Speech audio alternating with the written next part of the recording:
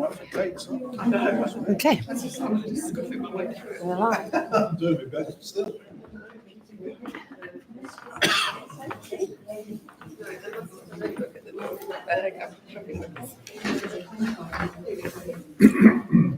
Public participation is a lovely this next.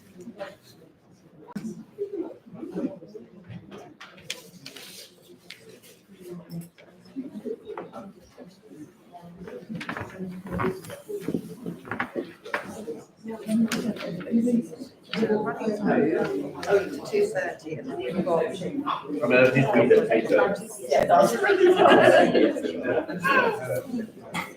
How are we doing? Tricky. Multiple people in one of your sections. Oh yes, I'm a multiple person. It's fine. I know what I'm doing.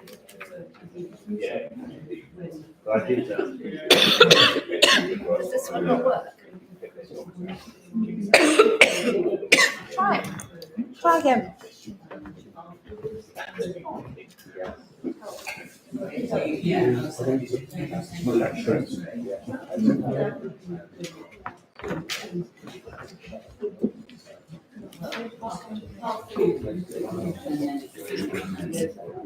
Oh, it's separating them out.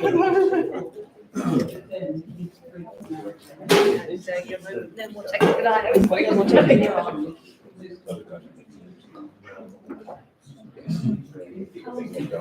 Am I okay? Okay, folks. Take off these. Yes, no, I get that. From the audio, actually better.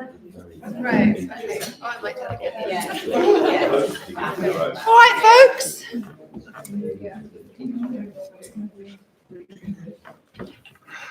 Oops. Alrighty, so we are into the next hour. We've got two things going on in the next hour. We've got the lovely Liz Sharp, who's going to work with us a bit on the question we've been talking about or skirting around all morning, which is, so what is a water conscious society? How do we have full public involvement in every aspect of what we do? And then Richard and Stuart are going to talk to us a bit about nature-based solutions. And Jo, I asked Jo if she'd come and talk to us about stormwater and the runoff. So some of these, I guess, not wanting to get into the trap, Alistair, of just taking one part of it, but we're here to look at some of those design solutions. And I think one of the things we know about public participation is it's very amenable to design. So welcome, Liz. Thank you ever so much for joining us today. You'll find Liz's bio on the website, but she's got a long career in environmental social science. So Liz, thank you so much. Thank you as well. Yes, fantastic. Okay. So I'm here really as a geographer and planner, and I've worked about 20 years on that intersection between sort of community action and water management. So that's what I'm focusing on in my remarks today. And you've got my three points are already up there. So I came, my central claim is really that the current water system is premised on a passive public who've been promised a cheap, effective, completely standardised and infinitely giving water system. However, in the context of planetary limits, as well as financial limits, obviously that's become untenable. And my argument is that rather than buying and building ourselves out of that, as in a sense we've done in the past, actually we need a cultural change. So I'm going to make these 3 points, and hopefully take 5 minutes each. So you can wave at me if I take more than 5 minutes on each one. Okay, so to start off then, the current water system treats water supply, drainage and flood protection as isolated technical domains managed by experts for a passive public. So throughout the 20th and 21st century, we've had this association between water systems like sewage and water supply and toilets and so on, and development.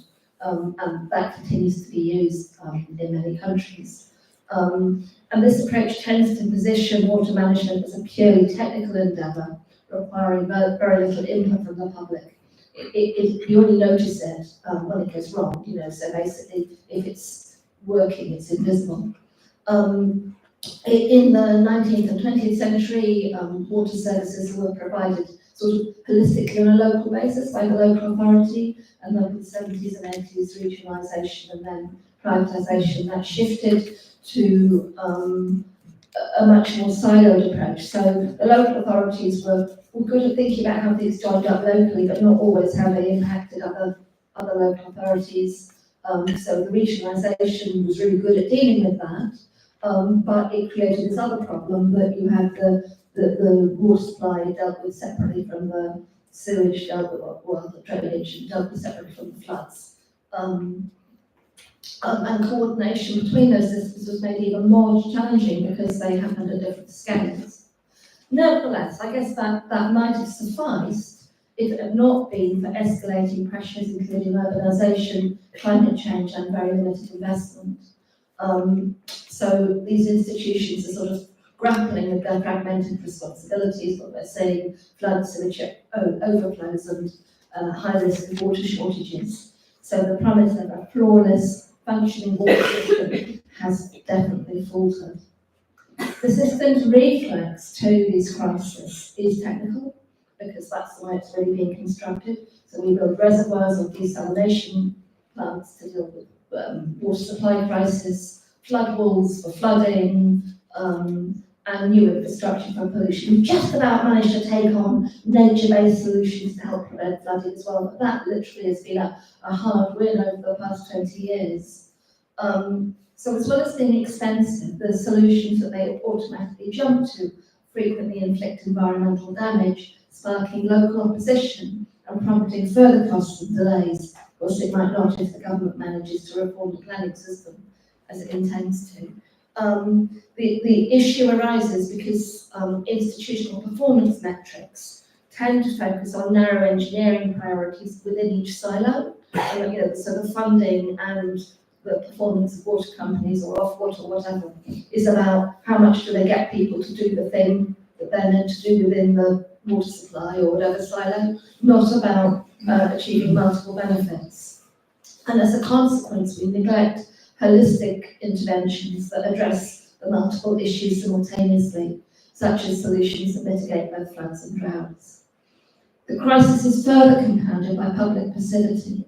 The UK public generally lacks a comprehensive understanding of water systems, failing to connect, quite understandably, failing to connect their practices in the home with what occurs within the water system, the environmental water system outside.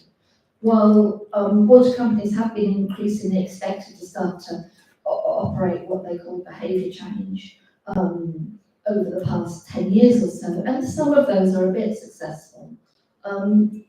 It's problematic. They use these nudge techniques, which lack an overarching message about the sort of the holisticness of the water network, and therefore they fail to consistently establish the link between everyday practices and the wider system. Messaging is also siloed into different parts of the water system, and the efficacy of messages is further undermined by lack of public trust in the messenger, which is generally the water companies. People understandably question why they should act when they perceive that those in charge are failing to prioritise prioritising profit over public good. So this leads to my second point then. Excluding the public from engaging with these water systems represents a missed opportunity to reduce our demand to enable greater resilience. So a little anecdote here. So in 2013, I visited New Zealand and my great aunt on the island of Waiheke, which is a suburban part of Auckland.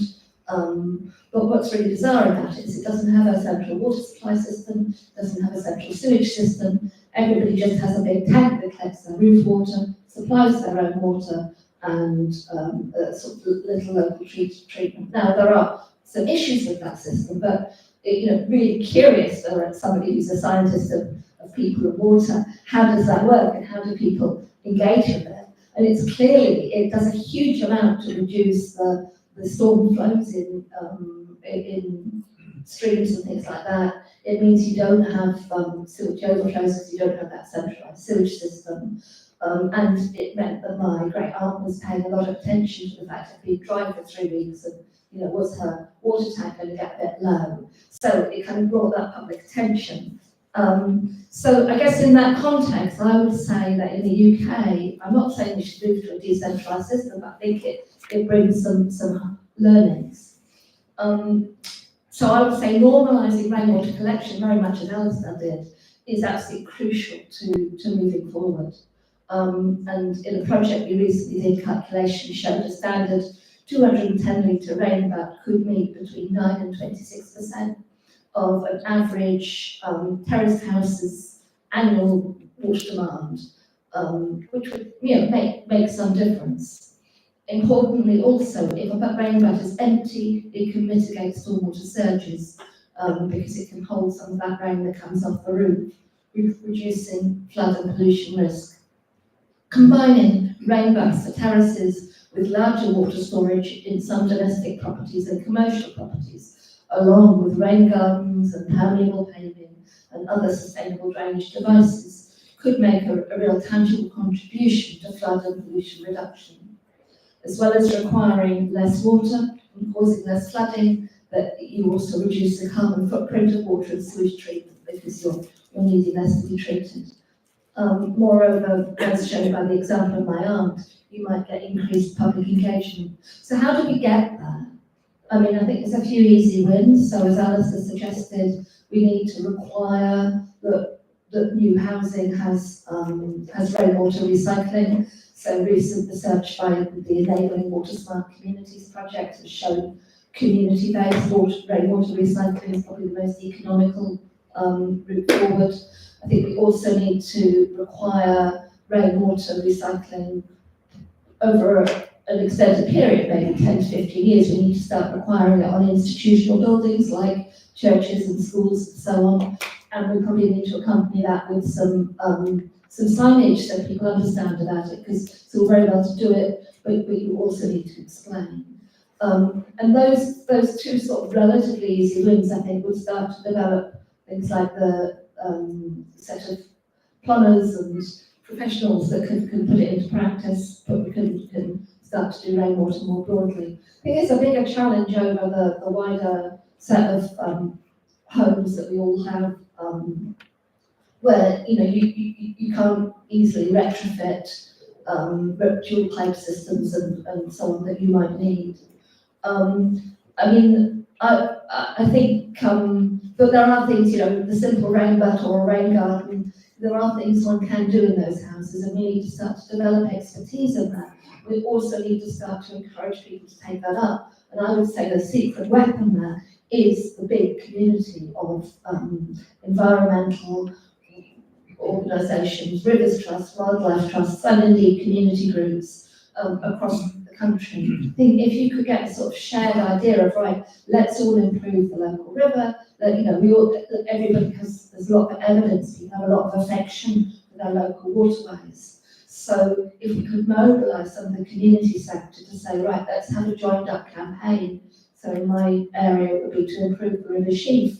It could, I think it could be something which people within the locality could work together around.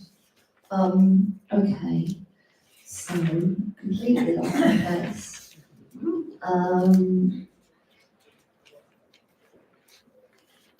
Yeah, so that's, that'll work locally, but I think such partnerships for local action need to be accompanied by some national infrastructure supporting change. So just as the early 2000s saw the development of a recognisable recycling label to apply to different products, so we need a national symbol for loving water, accompanied by an accessible bank with infographics about the link between everyday water uses and water practices in the home and their environmental impacts within different localities. The point here is that local groups could take and customise national material to suit local challenges and local circumstances. So moving on to my third point now, I argue that mobilising public action to address water requires regional democratic oversight. I think governing water is challenging for a number of reasons. Firstly, we need to integrate both functional and geographical coordination, and that's quite hard. I mean, as we can see with the flip-flopping in the past. Secondly, there are significant knowledge gaps which hinder environmental governance. Very inconsistent monitoring means that diffuse pollution remains largely unregulated, so things like the roads and the farmers, we know much less about than we know about the sewer overflows. And by the way, we know a lot more about our sewer overflows than we do in Europe. So it could be that theirs are just as bad as ours, but we don't know about it in many cases. So in some localities, we know this has been supplemented by citizen science, which is marvellous. Lots of good evidence that there are ways people can work together. A project called CASCO have developed this weight of evidence approach, which I think sounds a really good way of trying to use the two bits of science together. But we've also had lots of experiences of citizen science not being able to even get a conversation with the water company or the Environment Agency in order to sort of like look at what the data means together. Finally, I think governance is also hard because it has to address the social dimensions. I mean, I've already argued above that civic society organisations should coordinate public action and that citizen scientists can help fill data gaps. But there's a real challenge with coordinating these diverse things around, building up a shared set of purpose, because there are some conflicting demands on water systems that complicate our decision making. So resolving those conflicting demands, I think, highlights the need for some sort of democratic input. And a key issue here, I think, as well, is environmental justice. We know that the public, the poor members of the public, are disproportionately located in areas with, for example, higher flood risk and probably other higher elevated water environmental risks, or certainly elevated environmental risks in general. We also know that activist environmental groups are more frequently collected in locations which are richer, and that there's a kind of potential for, if we have a system that is responding to the loudest voices, then there's a potential of failure in attention to issues of equality. So I think it's really important that we find some sort of democratic system to come in, as well as really important to pay attention to people who are doing work and really engaged, but important as well that we don't forget others. I guess my thinking in terms of sort of a democratic system, I'm arguing that we could pick up on something similar to the existing RFCCs. Now, what's that? Regional Flood and Coastal Erosion Risk Management Communities. Absolute mouthful. I used to sit on one of them. I mean, basically, it has members of all the different local councils collected together. So the one I sat on was Yorkshire and Humber, so covering the area of Yorkshire and Humber. And I mean, it was a bit of a rubber stamping group for flood risk investments, but it had a little bit of money from the so-called local levy. And the point about these groups is that they do have that democratic representation from the local councils. They've also got 5 kind of appointed DEFRA members, so I was one of those. Try to draw on broader expertise. At present, they only pay attention to flood risk. I mean, I really railed against that when I was on it. I think they need to pay attention to nature recovery, they need to pay attention to water quality, and they need to pay attention to water supply. And I would say that their guidance and goals should be the other side, perhaps, for water companies. And I'm sitting agnostically in terms of the ownership there. But I think that democratic water oversight could go a long way to achieving a much more rounded set of outputs from the water system, and could balance out some of those conflicting goals that we know exist. So just to summarise, or shall I stop? I think the key part here is I really think that the public have a lot to contribute, and that the current system cuts them out. So what I'm trying to think about is how can we realistically and legitimately pull in the energies the public have to create a better water system. Thank you. Thank you. Well done.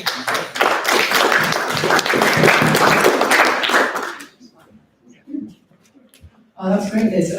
When you were talking about, I've just got a quick comment before I ask my question. When you were talking about the secret weapon being community groups and community gardening and, you know, the joined up nature of that, you remind me of the recent research that's been done on citizens' assemblies for climate change issues, where when people take part in those citizens' assemblies, they become more convinced of the need for structural change, you know, for governments and things to take change, but more convinced of the need for them to take part in things like community gardening and that like the retreat into community action. So I do think that's a really good point.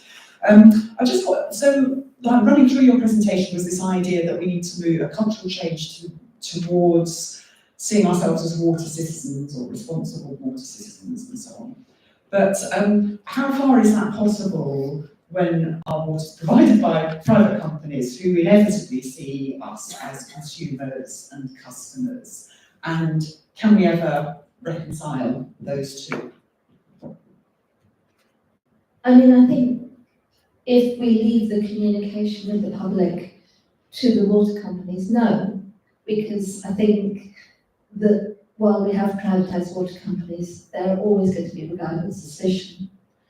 I suppose in suggesting that we need a set of things coordinated by lots of local campaigns from lots of local groups, and that those should be commissioned by some sort of democratic thing within the region, I'm trying to imagine a structure that doesn't necessarily get rid of the water companies, but works better towards the general public good. I mean, I know you've got lots of other people talking to you about the structures, and I'm not an economist, so to some extent I feel like I should leave that to their expertise to speak on that issue. But does that answer your question, Francis? Yeah. We heard last week in the session on international systems, like the example in France where public and private providers are involved, that you can still have a sort of consciousness of the public good, even if some of the water supply operators are private companies. That's one thing I understood from it. Thank you so much. That was so interesting. And it's so great to hear this whole agenda of having like consumers being on the centre of the system. A question. You mentioned the metrics and the whole structure is all around these boxes being ticked. I was just wondering if you thought there was, I mean, it's absolutely fundamental to a whole regulatory system. They have to, you know, we require companies to do this, and this is how we measure it. And do you think it can be changed to accommodate the more sort of participatory structure, or do you think the whole? I'm trying to think how you can change what we have in a way that represents kind of what you're proposing. I mean, I think the current system very literally measures it in a very reductionist way. So the delivery of things around water supply are seen completely separately from the delivery of things around flooding and the delivery of things around water quality. And to some extent, we've got different bodies in charge of those things as well. So I think, I mean, it's very easy to say it should all be joined up, but not to think about how. And of course, when you join one thing up, you often disestablish some other connection, which is important. So I don't think it's an easy thing at all. I think, I guess, you know, rainwater harvesting is a really good example of something which has not really been supported. It's been given some long nods or whatever, but nobody's pushed it forward or thought about the delivery process. And yet it clearly addresses both water supply issues and flooding issues in a really effective way. Or not perhaps flooding, but sort of stormwater overflow, small scale local flooding issues. So it just seems to me it's an absolute no-brainer that we have something which, you know, so I mean, it's not a complete answer, and the problems are big, and they're going to get worse because climate change and urbanisation are continuing. You know, it's not easy, but the fact it's not easy isn't a reason not to do the easy things. And it's the joining up. I'm in a great place for grabbing the microphone. I just wanted to add a comment on that because I don't see why it's not possible to develop an index which is comprised of a number of indicators from the different sectors. Like we do in development and international development, we have a human development index which is made up of indicators of literacy, health, mortality, and so on. Why can't we have a healthy water system index made up of flood risk or you know, sewage overflows or whatever? Yeah, and that would give something, so that seems possible to me. Thank you, Liz. I think I'm just wary of our time, but this move from the community as consumers and customers to the community's assets as owners, as participators in the future, is a really important shift, and we can do that partly structurally, we can do it partly attitudinally, and I think that we've got up here a question around engaging by campaigning or engaging through participation, and it is quite difficult to get the current folk in power to shift their views. So, for instance, a conversation we've been having with Ofwat about, you know, the early warning system of pollution is the public walking their dogs, their children themselves along a river. We're the early warning system. We always have been. You're not engaging with us. What about the public as regulators? Well, we've got the lovely Peter Hammond exposing illegal pollution on Windermere today, amongst many others. So the public is seeing it. The public wants to be, you know, we're paying for our regulators through our taxes. We could be the long arm of, and yet getting the regulators to change that view, to step into that space with us, is quite a challenge. I think it's a phenomenally attitudinal issue that other parts of the public sector have bitten better than this part has. So I don't know whether, Liz, you've got anything about why is this sector so now it's seeming so far behind other parts of our public system. I know it's not publicly owned, but certainly publicly paid for.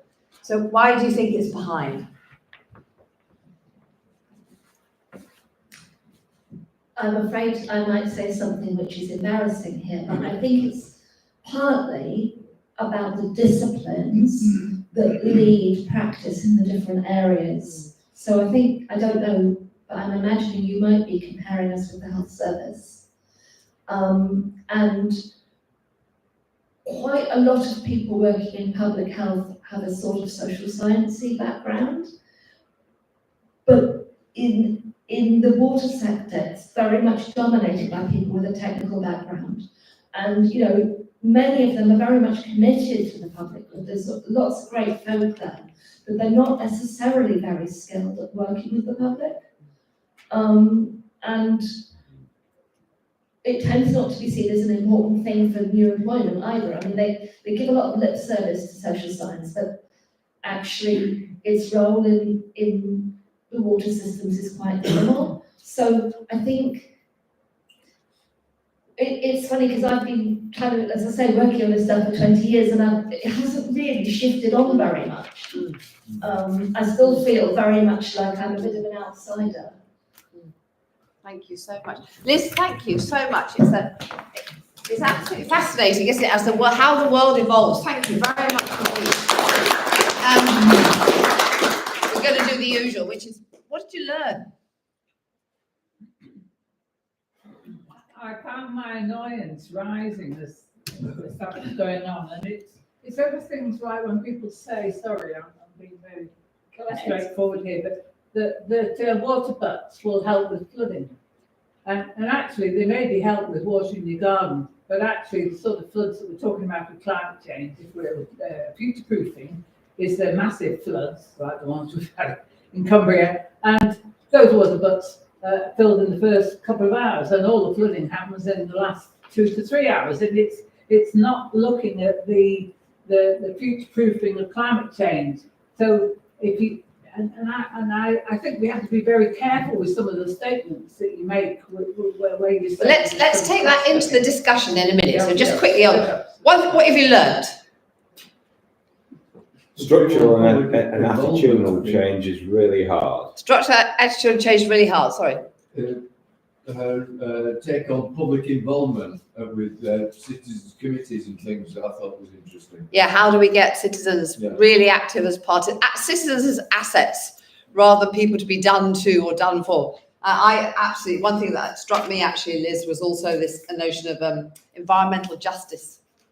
Who's getting and who isn't. The danger is that we could, in fact, elevate some over others. I think that was really interesting. I think we haven't really touched on that so far today. Ilkley Ilkley over Bradford. We're all paying, we who live in Bradford, we're now paying for Ilkley's improvement. I think I would disagree with I that. think it's true. Moving on, So, as we know, some people have to take the first step in order for the rest of the world to follow. So we are hoping it becomes the blueprint of, rather than absolute. Actually, to be honest, I will take phenomenal offence at that, which is that if we don't have people who take the first step and who then make sure that that is spread for the rest of the country, if I get Ilkley and we do not get that for the rest of the country, we have not done our job properly. That was not the point. Somebody has to lead the way. The same for Save Our Swale, the same for what we're doing down at Wetherby. Actually, and because we're part of the whole catchment, we are doing it with Otley and with Wetherby and supporting the whole of the Wharf. And once we support the whole of the Wharf, it has to be all of the rivers in the north of England. And that is different actually from the south of England. So you have to start somewhere, but it becomes environmental injustice when you don't stand up for the people who come alongside you, when you don't bring others up and with you. That's when it's a problem. People always have to go first, so that's my retort around it. All righty, let's move on to we've got two now, which is slightly, I guess, slightly more technical. Joe might want to veer into the political. Let's have, we've got Richard and Stuart who are going to come and talk to us about some of their work in nature-based solutions. And Joe, we're going to move on to around stormwaters and what does that mean about our road runoff on all those issues. And one of the reasons why I really wanted Richard and Stuart here is back to the Ilkley issue, sadly, which is the lessons learned. And what you were saying at the beginning, Alistair, which is the tendency is to want to put in a load of tanks, because tanks, you can measure the solution. You can measure, you put them in, you can measure how much they've got, and whether you can treat it or not. Whereas there is definitely nervousness, despite the fact nature-based solutions have been around for a very long time. There's a lot of nervousness and apparently lack of efficacy and lack of research about whether they work or not. So I thought, well, let's invite some folks in to talk to us about what works with nature-based solutions, if that's okay. Thank you ever so much for coming to join us today. I'm going to pass the mic over to you, and there are a few slides if you want to use them that you've got. Kate's off to do an observer role. So I'm Richard Armitage, Managing Director of Adaptive Control. We're an automation company, far removed from wastewater, up until 12 years ago when Stuart and myself got together. Stuart's background, he used to work on Tomorrow's World, actually, didn't you, Stuart? As one of the innovation hunters, testers. But then decided wastewater, man of standing in effluent, for Stuart. And we got together about 12 years ago, we decided to challenge the status quo of the wastewater world. And we set off by, bringing forward technology, really, reed beds, and making them manageable. So reed beds have been used for decades and decades, but people always see them as a no maintenance option. And that's not true. They need gardening, they need, we've been to reed beds with trees and all sorts growing on. So we came up with modular versions, almost like raised, bedding plant things, so that people could access them and maintain them. So we've been doing that. And Stuart's been around forever, hasn't Stuart?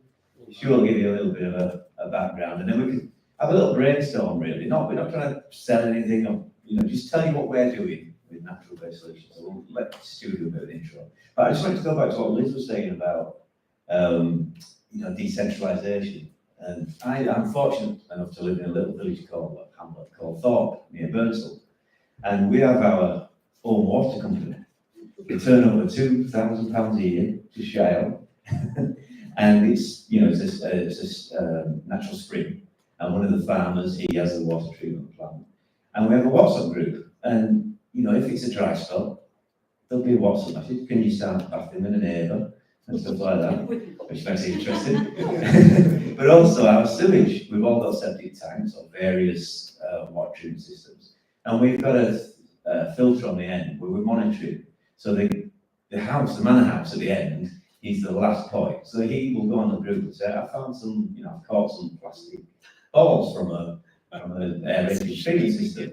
It's immediately dealt with. So as a village, as a community, we're sort of looking after our potable water and making sure that our effluent going off to the watercourse is good. So it can happen. I'm not saying it's for everywhere, but anyway, I just thought it was interesting. Thank you, Richard. So then you've got one solution, which is obviously working. One of the issues that I think is quite prevalent is the public understanding of what sewage is. Has anybody actually defined sewage? Does anybody really know what sewage is? Do you know what's going down the pipe when you flush the toilet? We're the guys that actually have to deal with it at the final end when it pops out the pipe after you've flushed the toilet, after we've flushed the toilet, because I have to flush the toilet as well. So I think one of the things that concerns me is the public education of the term of waste and what actually is wastewater. We use water to transport our waste product. It's not a treatment, it's a transportation device. And when it gets to the other end, to all these big tanks that you see on the pictures here, we then have to take over. We have to get all of the contaminants out of the water that you've used to transport your waste to a point where it can be treated. And this is because in the past, sewage treatment works have grown organically. They've grown in line with the development of populations, your society, my society.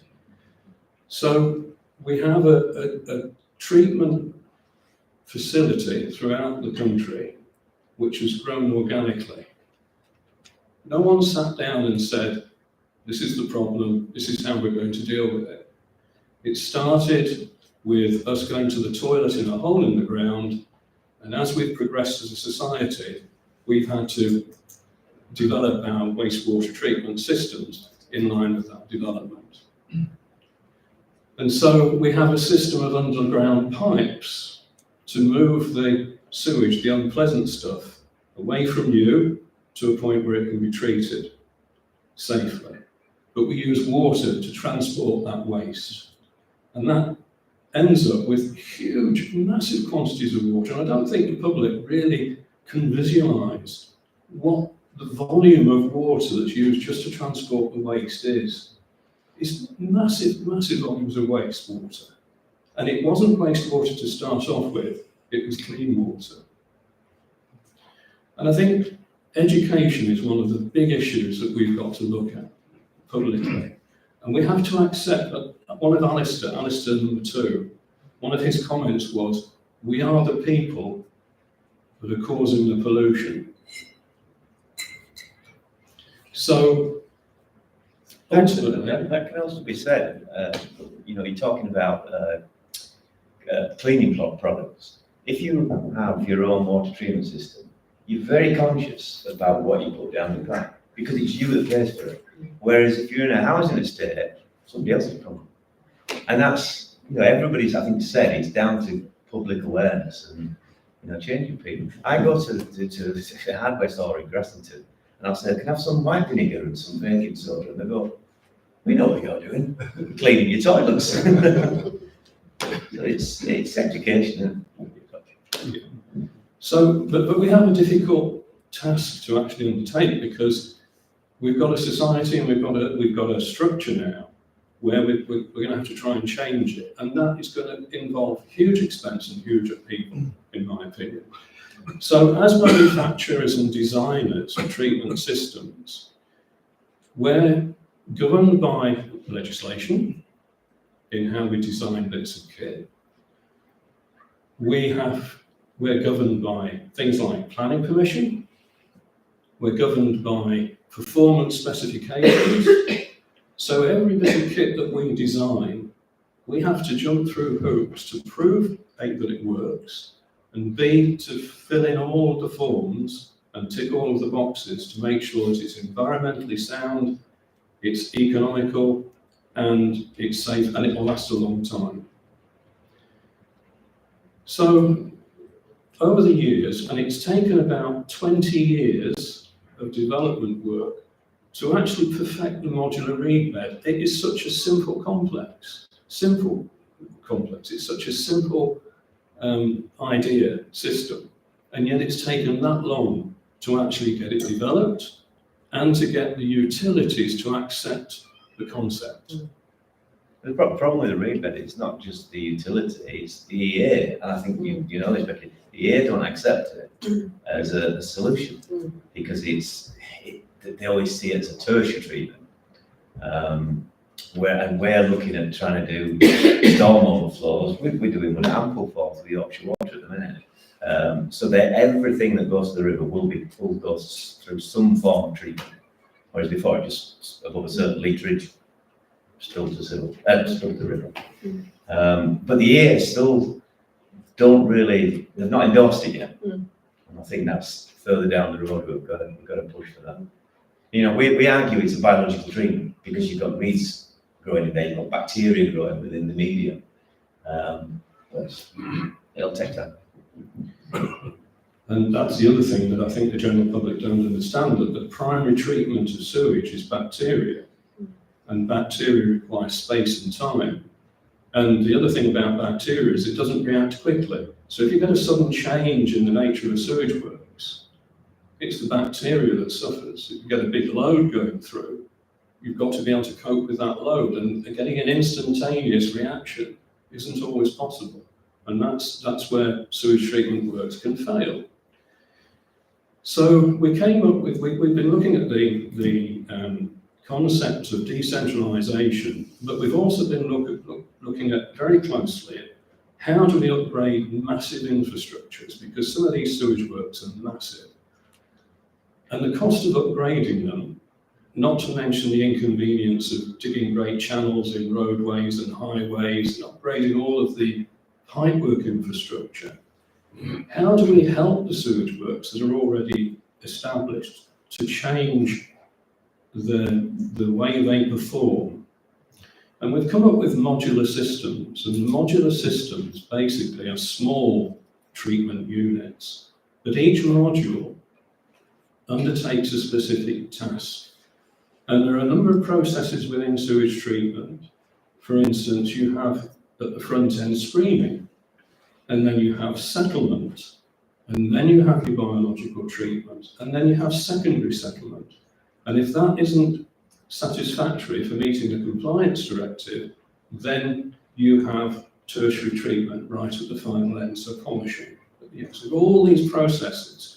And what we've done as a company is to try and perfect, or to try and come up with some innovative ideas about how we modularize the treatment. So you can go onto a sewage works that's already established, and if it's under pressure, in other words, if it's only just meeting compliance, we can add on modules of specific tasks, doing specific tasks, to help relieve the load on that works. And that might be population creep, it might be, the consents have been dropped or lowered. But it's interesting as well because the utilities, they're fined and given a hard time for breaching consent. And I've always had this argument with, they're never sort of credited, I don't mean financially credited, they're never credited for doing better. So let's say their objective is to not breach consent. There should be an objective to do way under consent. Make it cleaner. Why not? But I guess that's the fact of it. So we've come up with 2 minutes, guys. We've come up with sort of 3-4 main areas, all trying to avoid chemical dosing. So we have a lab in Liverpool that creates strains of bacteria for us. And I'll quickly give you two examples. So, what's the Windermere? Windermere was struggling to nitrify in its filters, its trickling filters. So we created these strains of bacteria with high in concentration of nitrifiers, and we dosed these rather than a chemical solution. We dosed these nitrifying bacteria, and within 4 weeks, 5 weeks, they got the nitrifiers started to grow in the trickling filters again. Second example, Grasmere. They have a bad fog problem, fat, oil and grease. So it's clogging up the sewage works. So there's mechanical issues as well with that, not just, breach of consent. So we come up with strains of bacteria that are carbonaceous bacteria that help break down the fat, oil and grease. So make it more treatable. So it solubilize it to make it treatable in the secondary treatment. So that's bacteria. So we're trying to push bacteria, but it's got a bad name because people came up with enzyme-based bacteria that really didn't do the job. And we're always up against the framework contractors who it's in their interest to sell bacteria and for concrete. So it's against re-education. But United Utilities are embracing it at the moment. We spoke about, we're involved with Severn Trent with their spills team. So they've spent, I think they've got £1 billion to reduce spills by the end of this month, by today, actually. So we've been mobilising low power modular systems that will take the entire floors or side stream floors and clean that up to a better standard. So that might be the usual floor, or it might be the storm floors that will take through it. We're also looking at phosphate's a big issue, and the only real solution we've got at the minute for phosphate removal is chemical dosing, ferric dosing. We've found a company in Poland that are selling a mineral called polonite that is it's a calcium-based mineral, and it absorbs the phosphate. And we're trying to do trials with Severn Trent, with Yorkshire, with Northumbrian to get this mineral installed. Yes, it exhausts, it might take 2 years and then you have to replace that mineral. But what you can do is you can then take the mineral and spread it on land as fertilizer. So it is almost like a circular economy. Thank you. Thanks very much. There's a few examples. Oh yes, lovely. So I think what's always interesting when we listen to is back to the technology and the science. There's some really great ideas out there about how we can solve the problem. Our regulators and our policy folks are struggling to keep up. So we've, as you know, Richard, in Ilkley, where we have got our new sewage system, it has involved tunnelling. It hasn't been as destructive as everybody says. Honestly, it really isn't very destructive to get a clean river that we all want. So actually it hasn't caused massive problems in our town. But the issue has been the sticking point around at what point, when you're going to use nature-based solutions as the first treatment, secondary treatment, straight instead of putting it straight in the river. And actually what they want is for it all to go through the whole treatment process. There's no recognition that this is one way through. So reed beds and then integrated constructed wetlands as the process for storm overflows rather than the traditional model. And that's a real challenge. We're running a trial in Ilkley to work out how do you permit that? Does it make a difference and what's the impact? We're hoping Alice will be part of it. We're trying to get all the scientists around so we can properly measure the impact across the whole, including wildlife, the whole thing. But it does require citizens, the scientists, the engineers and technicians, and the agencies to want to be in the same room together. And it's getting the regulators into the room with us that's the biggest problem we found. I'll give you a quick example as well. Quick example, then we're on to Joe. Sorry. So, about 7 years ago, we were engaged with the Welsh Water, and they had they called it Dirty 30. It was 30 sites, which is fat, oil, and grease, but also the networks to them. So they tried to. Well, we're going to roll out this program of educating the public what not to put down the sink. But as part of it, we came up with this idea of putting these good bacteria down the sink. Little sachets, and you get the public to put it down, or into the toilet system or whatever, so it can do its thing. And then it was kiboshed because Johnny, who might have Alzheimer's or whatever, might accidentally put in his tea. So, you know, other problems that you face with. It was a great idea. Great idea. I mean, all of these things are not unreasonable. The issue is you have to be in the conversation to co-design it, and I think what we find is that we're not in any level of co-design. And It was treated as source, wasn't it? Richard, Stuart, thank you so much. We're going to get Joe up next because we're just running through the technical solution while we're taking questions. Joe, come and join us and talk to us about all you know, disillusioned as you are here. Grumpy Joe. Yeah. Run off. Go on. Sorry. We've got 10 minutes. 10 minutes. Yes, I'll be 10 minutes. Slides, that's what I vote for. Next slide, please. So what I wanted to just talk about really to focus us is why do we want to prevent pollution? Why do we want to control pollution? And if we're not careful, we sometimes lose sight of this. These are the creatures that live in our rivers. The little chap on the left is a mayfly. Some of you will be familiar with that sort of thing. Thousands and thousands of those live in British rivers, and then they hatch and become mayflies, and the birds and bats eat them. That is why we should protect river health. We need to focus our river health on keeping the insects alive as well as everything else. And we have, to some extent, lost sight of that. And we need to try and refocus back on that, I think, and I'll talk about that a little bit more. Next slide, please. So what's gone wrong? This graph is one of the reasons that things have gone wrong a little bit. This is the famous, and there are many iterations of this graph out there, but it shows the breakdown from the Water Framework Directive paperwork documentation of what's causing pollution. Agriculture is the biggest, water companies, sewers and storm overflows and sewage treatment works and things are second. Road runoff is third, really. I work on road runoff, and other pollutants are the smaller part of the pie. But is that pie chart correct? Where does that pie chart come from? That pie chart is generated using skewed data. And so I think that pie chart is skewed, and I don't think it's correct. And that pie chart, however, has driven billions of pounds of investment in the UK over the next 5 years, and potentially the next 5 years over that.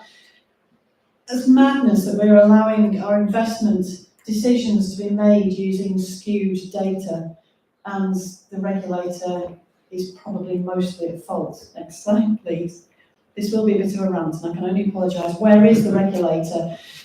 We've talked, Richard mentioned before how the Environment Agency are dragging their feet on permitting reed beds as a storm overflow solution, and there is no excuse for that. They permitted the storm overflows before by going, your weir wall has to be this high. And now, when you've got a solution that works, they won't give them a permit. It's madness.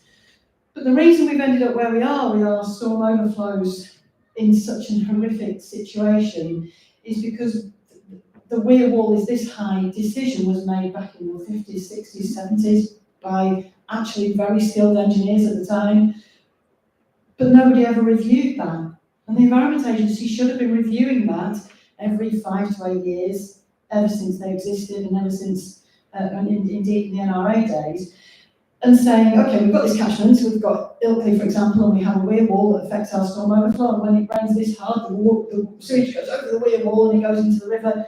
But since then, we've built 4,000 new houses, we've built a new road, we've put a roof over the schoolyard, we've changed the nature of the catchment, but nobody ever reviewed the permit to see whether the weir wall was at the right height anymore.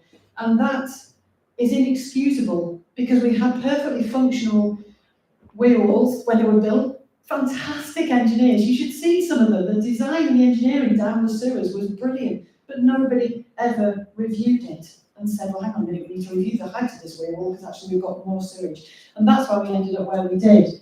And one of the other things that's been mentioned earlier today was misconnections. And I doubt anybody in this room has a misconnected drain in their house, but if you have a misconnected drain in your house and your toilet goes into the surface water sewer and then into the river, as it might, and the poo goes into the river and somebody reports it, and the water company will usually go and inspect that and go, there's poo in the river, and then they'll work with local authority and they'll trace the drains back up the system and they'll go, I'm picking on you, it's your toilet that's misconnected, fix it. And you'll go, I can't really afford it, don't want to. The regulator at that point, the Environment Agency, has the power to come to you and say, fix your toilet, here's a 28-day notice, fix your toilet. They have never done that. The Environment Agency just stepped away from the misconnections problem and said, we're not doing this, the water companies are doing it. They stepped away from that regulatory role and just left it to go wrong. And we've got misconnections that aren't fixed and can't be fixed because there is no regulatory rigour, and we're missing the regulatory rigour. And then the thing that I talk about, and the thing that boils my blood, is highway discharges. I'll come around here so I can see what I've written. There are 25,000 highway discharges off the trunk road and motorway network in England. Most of them look a bit like that. That one's near my house, which is why I take so many photographs of it. And every time it rains, they discharge toxic and polluting runoff into our rivers and streams. And when I say toxic and polluting, this stuff is really toxic. It exceeds European standards for hazardous substances that are given standards because they are so toxic. And they're toxic to invertebrates, they're toxic to fish, they're toxic to people, they're toxic to plants, they're toxic to algae and macroscopic fungi. And pretty much everything that lives in rivers and oceans and around rivers and oceans, this stuff is poisonous. They are not regulated. Not a single one of those 25,000 outfalls has a permit to discharge. Not a single one of those 25,000 outfalls is sampled by the Environment Agency. The only person pretty much in this country at the moment taking samples of those is me. When it rains, I go rushing out with my little sample can. There's a few other people I've got doing it now. It's madness that the regulator is crawling all over some sources of pollution and encouraging, persuading, controlling the water companies through the off-put process and the price determination to spend £56 billion fixing storm overflows over the next 25 years and doing nothing about this. And that's where we've got this imbalance. And it's a regulatory imbalance and it's driven by the regulator's failure. And we need to fix it. And I'm relying on Becky to help us fix it. I should stop there because I know we've got other things to talk about. Thanks, Jo. Alrighty, so what have you learnt? The highways are to blame for more than we think. The highways are to blame for more than we think. Just a quick reply to Joe about the Environment Agency and enforcement and being able to close off the connection. Water companies also under Section 109 of the Water Industry Act can close off a communication for a misconnected sewer. So water companies have covered. So they can close it? Yes. So they just what? They just block it up? Well, they would serve notice on it. So misconnections, there's multiple routes, none of which are being followed through. So just following through on some of this stuff we know, it's a trial, it's been a trial for all of us who are active. Other lessons learned? From the previous two speakers, bring waste back into visibility. So many experiments that could be done in primary schools from what they were saying. Make it visible. Yeah, lovely. Somebody at the back? Oh yes, over here. Yes, the granny flat protocol, very good. Anybody that's improved the facilities in their house to put in a granny or a grandpa or a boiler or a washing machine or a tumble dryer or things that produce wastewater, the contractor, because it's generally a contractor, we use the nearest drain to stuff the polluted stuff. Now that can be your rainwater drain, your downpipe, right? And I've been here before, by the way. If you look at the back of here, you'll see a building on your right with another floor discharged solid water, and that runs into the rainwater system, right? And that happens. I quite frankly, when I moved into my bungalow in 55 in Harrogate, there's a new boiler being put in, and the condensate was put by a contractor, went to the nearest drain, which is the rainwater drain. And this happens, I challenge anybody to walk down any street or where you live in the street, and I say at least 70%, if perhaps more, have got dodgy connections of solid water going into the rainwater system. Thank you. Misconnections are a really big deal. And somebody else over here had a point? The data being skewed. Data skewed. Oh, we've known that many times. All righty. Is that all right? Any final questions? You're okay? I just had a quick question about the, So I had a quick question about the modular reed beds thing, about the scale. Yeah, the scale. So it's modular. Does that mean it's necessarily small scale, or can you build the modules together to make a large scale system? Multiple modules, but there comes a point where a conventional dig a hole in the ground, puts a liner in, and fill it with gravel. It becomes more cost effective. So, but at the moment, what always strikes me is that these are reasonably well-known solutions, many of them trialled in lots of places. I don't think necessarily the water companies in our privatised model are talking to each other as much as they should about what they're learning from it, and we certainly haven't got acceptance across the system about where we should invest, whether it's on missed connections and what we need to be doing about that, whether it's on nature-based solutions and where we should put that, whether it's on highways and what we should be doing about that. As you were saying, Alistair, it's a whole system response that requires us to look at the whole. And at the moment, we're sort of grabbing at bits, not very well and not very effectively is what I've heard. So I think for me, I'm learning, not only are we not joined up in our thinking, we're not joined up in our prioritisation or working out where are the biggest problems and where do we need to be focusing our effort. I happen to think it's different in different areas. And it's different in different areas. It absolutely is. Right, we're going to take 5 minutes for a quick cup of tea, and then we're going to come back for our collective discussion. Grab a cup. I thought we might try the chair.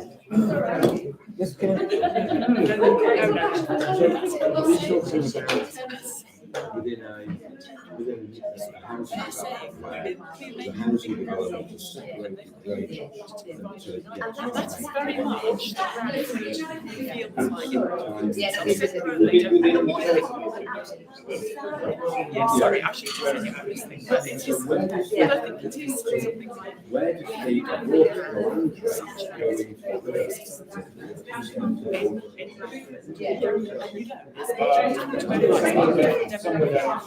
then are they going to Yeah, I agree. sorry, But everyone makes it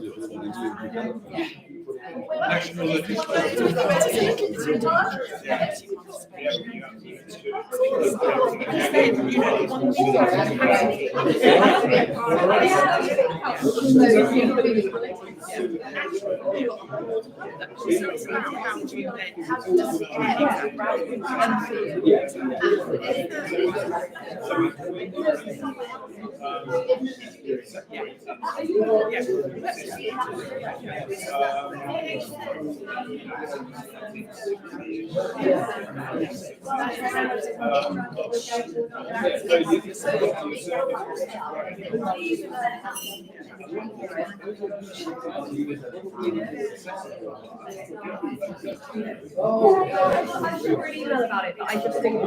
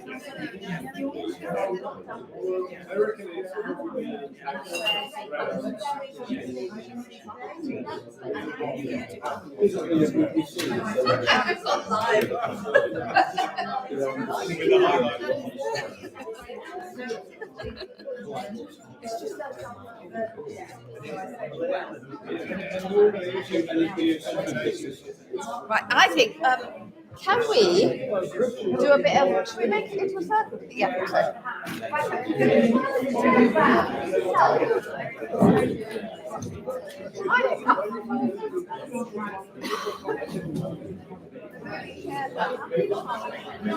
So you can give it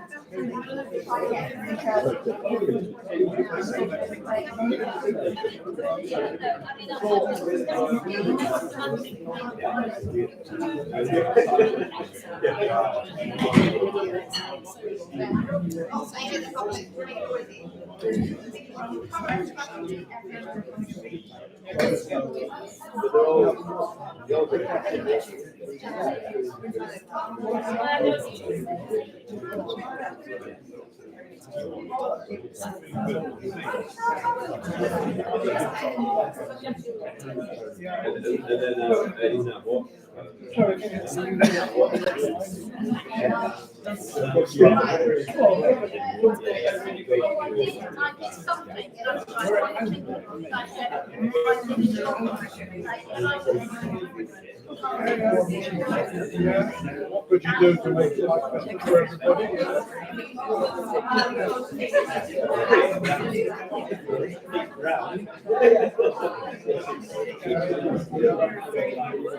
It's human nature. That is an injustice.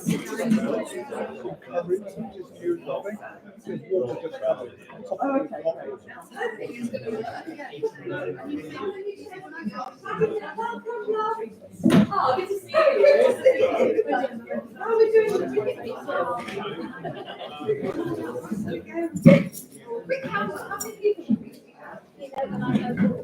Yes.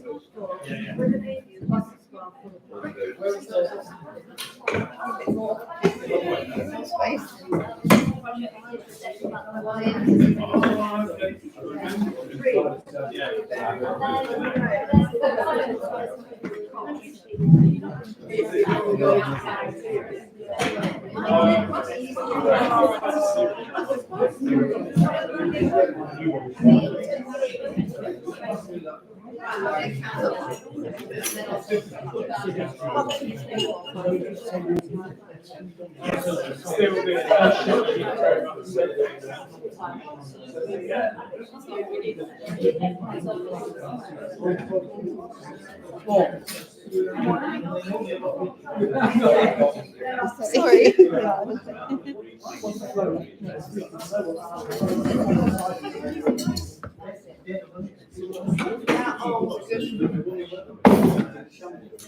So you'd like everybody to be inside? Inside. Good.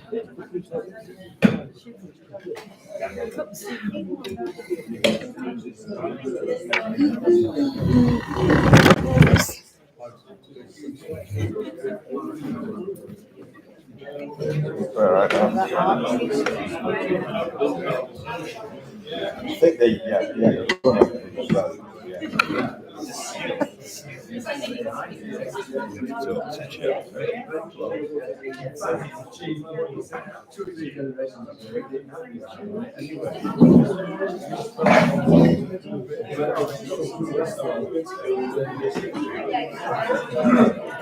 Have a couple of second rows.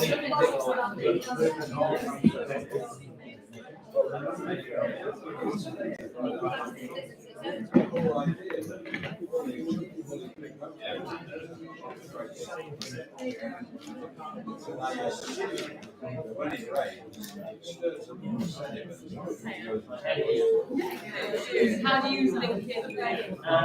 Not everything.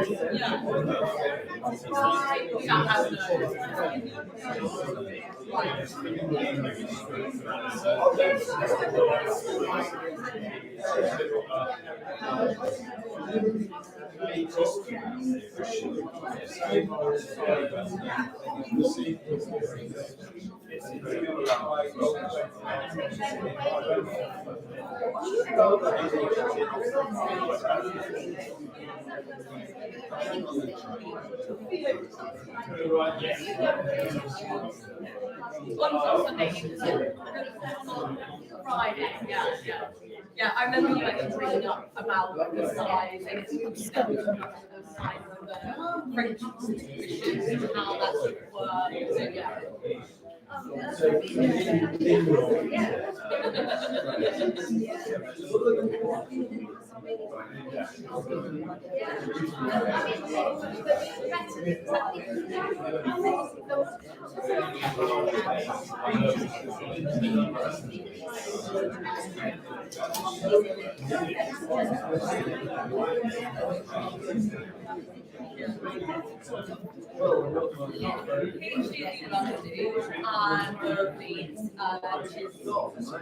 Maybe about more about everything that's not recruited, so from science background, but yeah, it's more about the structure and how that's based. Yeah, and also I don't think that's applies to the size, but you don't have to give me sort of any level. Such examples. Begin to study science now. Yeah,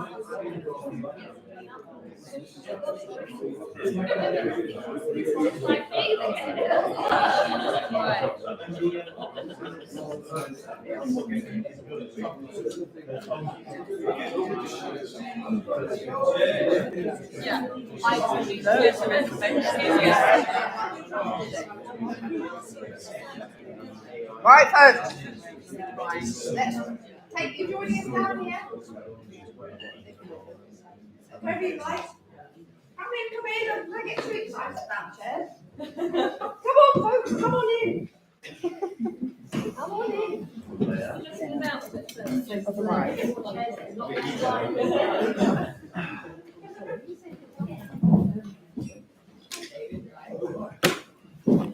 Come on, folks. Let's get at the back. Squeeze yourselves in. Get yourselves in. We've got spare seats in the circle. Come on in.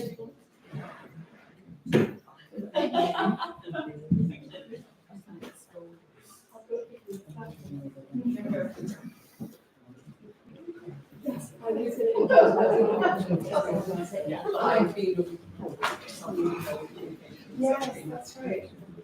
So welcome, folks. We've had new people join us this afternoon. We've got some stalwarts who've been here since the beginning. Some of whom have driven a long way to be here. Absolutely fascinating. Absolutely fascinating day so far. This is our chance for us to talk about what we think the solutions are. What I'm going to encourage us to do is not to be focusing on the never-ending problems. We've heard lots, we know what the problems are. While worry is that someone's going to give us a solution that we're not interested in, or we don't think is really at the level of cause. We're worrying that the solutions are going to be tinkering around with the symptoms, with the stuff that might just tweak and fix rather than some of the fundamental causes. And the sorts of things we've been hearing about today so far have been, we need to reduce demand, we need to regulate for quality, that we've got an attitude to the public that's getting in the way, the public being a problem, something to be served rather than part of the solution. We've heard that there are some fantastic design solutions. Some of them don't sound that innovatory to me, but they do seem to be terribly innovatory to our regulators. What's that about? It sounds like there's some stuff that can be done to improve the treatment. There's absolute need for democratic oversight of whatever the solutions are, whatever we're going to do. And we mustn't forget environmental justice. So I've done a disservice to all of you that spoke by just summarising it in that way. So I thought maybe we should think about those in reverse order, those areas that we started with at the beginning. The areas that we're going to need to change are water conservation, water protection and efficiency, and a water conscious society. So rather than get into loads of questions to various people, it'd be really good to hear what you think, let's start at the bottom, what do you think about how could we get to a water conscious society?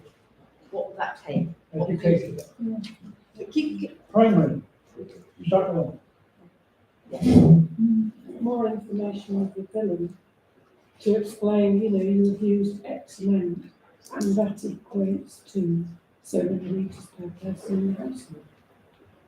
Like a public service campaign, like we used to have with the, put your litter in the bin, that kind of thing, that's just not around at the moment. Okay, I think everybody would benefit from spending a day on a sewage walk.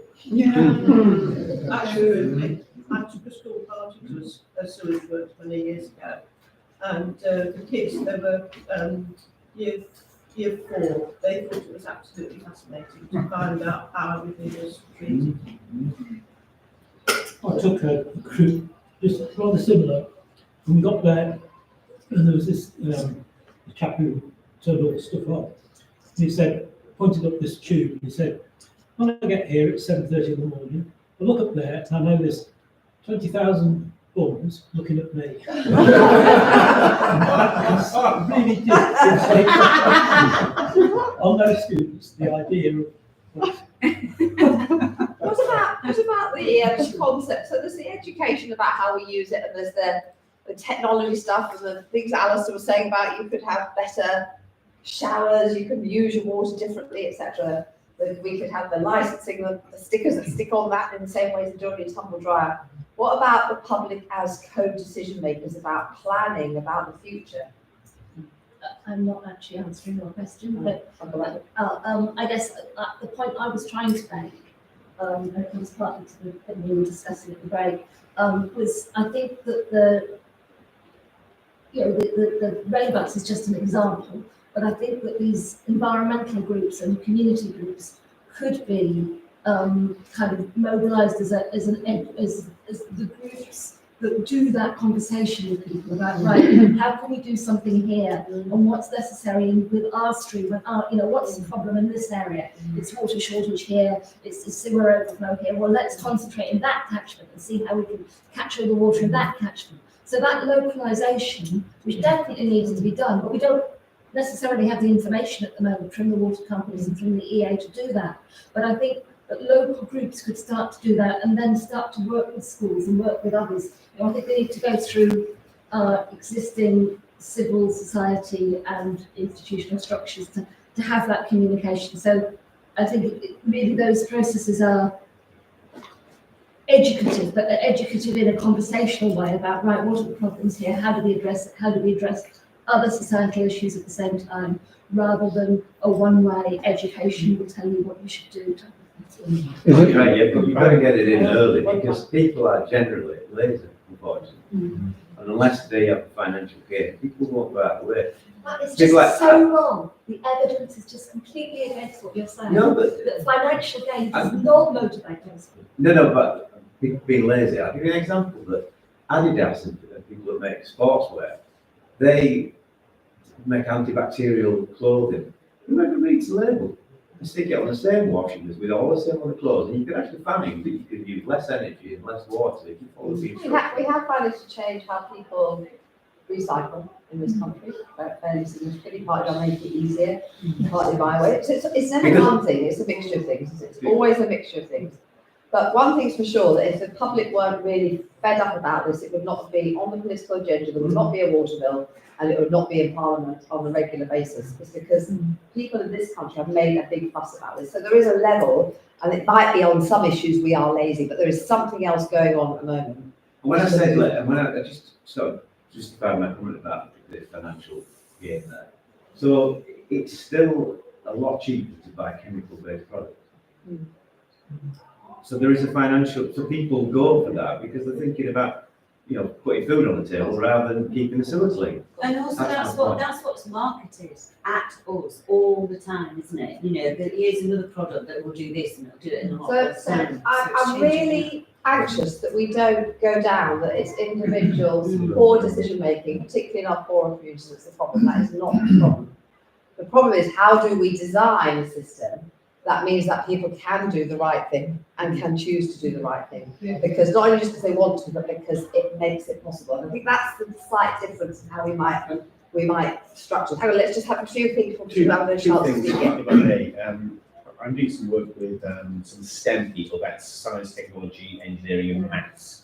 They are gagging the data, right? And it's such a real world stuff. So if anybody, that I've got some really good contacts in that space and policymakers within STEM that are in schools. In schools, yeah, exactly. And funny enough, in the States as well. The other sort of metaphor I often use too on a slightly different subject, and it's the aggregate of marginal gains and losses. Is that wonderful story about British cycling? And we were a cycling nation, also we are now, because they got together and they didn't fix one thing, they fixed 10,000 things, and it all came together to be a very successful cycling team. The opposite of what's happened to us is over these past 50 years, I've been around longer than that, we've seen the aggregate of marginal losses, all these things, little things, a new product comes out, a new chemical product, a new fleet treatment, whatever it is, they all add up to this incredible degradation of what we're now living in, this chemical cocktail. It can be turned around. And I have to believe that, otherwise I'd just it can be turned around, and I've seen it turn around in little micro places. So this spread of the issues, and we've got to get back to the aggregate of marginal gains, bit by bit, things getting better. Maybe we could use the model of how we got everybody to go to start recycling, use that model to how we get everybody to be more aware of water use and water resources and water recycling, etc.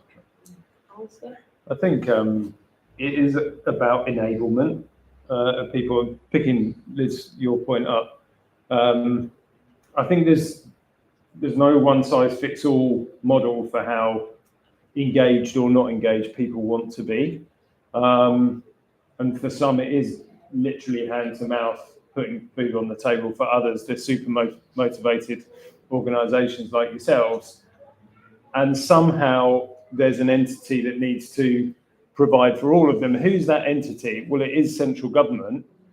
So when people say education, I think there's a subtle difference between awareness and education, and one is a means to another. And I think there is tons of data on water stuff out there.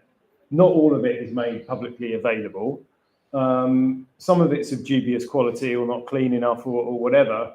But modern technology, in terms of information sharing apps, we're getting used to looking at how much energy we're using on our phone. I can turn my heating on remotely, all of this kind of stuff. There's no reason why we can't have those kind of approaches around a whole raft of water use parameters. And once we give that to people, I think there's enough curiosity around these issues that people will start to use the stuff. And you won't need to push them, you won't need to nudge them too much. You're just giving them the tools to be able to do it properly. And that's government's job, I think, to do that. I think that central government should take back responsibility for our water assets. I don't mean renationalise it, I mean to actually identify them as strategically important for the country as a whole, and that they should dictate more to the water companies how much of their annual turnover should be reinvested in improving things. At the moment, it seems to me that control has been just given away, frankly, to investors that have no interest whatsoever in what happens to the quality of water in this country. Yorkshire Water, I believe, is controlled and owned by Hong Kong investment banks. It's also by the Australian Pension Fund and also by the Singapore government, I believe. If anybody in this room wanted to purchase a share in Yorkshire Water, they cannot do it.